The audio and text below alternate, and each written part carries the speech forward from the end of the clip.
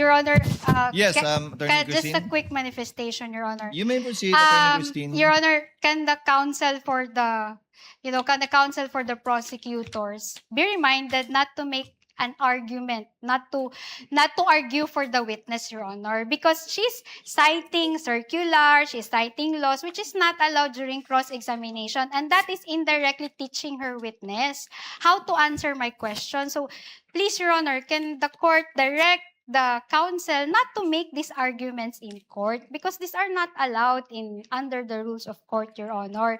This is not a place where we are, this is not the time where we are supposed to expound or to state our oral arguments in this case.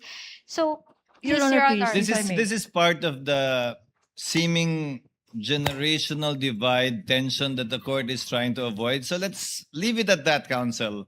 Yes, Your Um, Honor. I was just going to say that I will accept. Let's leave it I at that. accept what she said, Your Honor. Thank you, I thank will you. refrain from lecturing her, Your Honor. No, Counsel, please. that's all out of order, Your Counsel, Honor. please.